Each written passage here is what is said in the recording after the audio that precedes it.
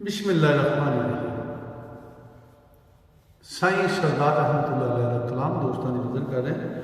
अज का जोड़ा कलाम है साईं जी फरमाते हैं भी अख का बड़ा कमाल है। अख तो भी किसी नज़र की आते नज़र हो तो फिर तेन नज़र आएगा कि इस नज़र की आता है। तो हजूर मियां साईं साहब ने इस कलाम में इस तरह बयान फरमाया। मैं दोस्तों की नज़र कर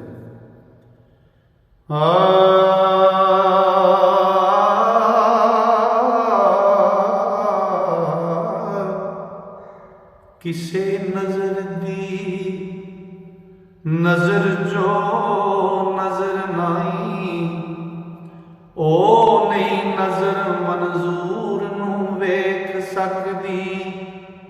पहला नजर नू किसी नजर दी नजर होना पेगा फिर नजरे मंजूर नू वेख सकेगी। ऐ कह रहे हैं साईं जी किसे नजर दी नजर जो नजर नाई ओ नहीं नजर मंजूर नू वेख सकदी। खाए ठुकरां विच हनेरियां दे ते जाम चिट्ठ नहीं नूर नू वेख सकदी।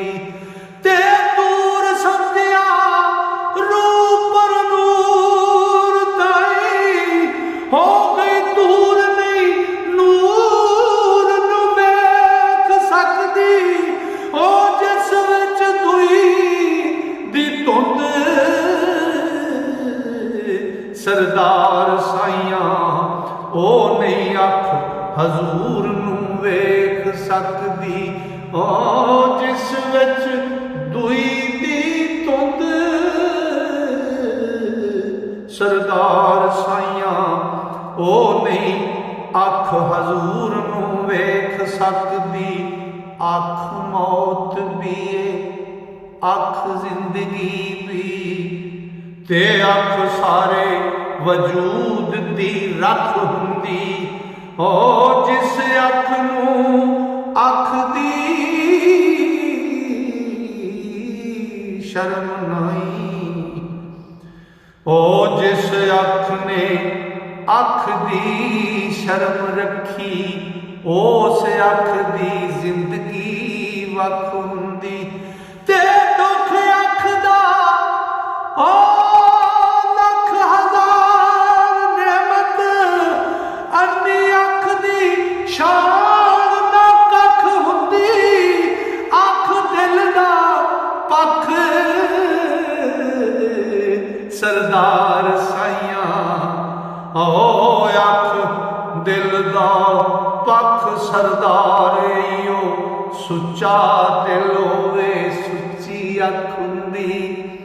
हाँ अख अख दिल दा पख सरदार इयो सुच्चा दिल होवे ते सुच्ची अख हुंदी। ऐन ऐन नहीं दिसदा ऐन विचों ऐन ऐन नहीं दिसदा ऐन विचों जदों गैन गबार गरूर आवे ओ साकी नाल जे वास्ता नहीं पाया ओ कित्थों अखियां दे कित्थों अखियां विच सरूर आवे। ते साकी नाल जे वास्ता नहीं पाया कित्थों अखियां विच सरूर आवे। ऐब किसे दे ओ दोस्ता चुनी दे नहीं ओ जदों अपना नजर कसूर आवे।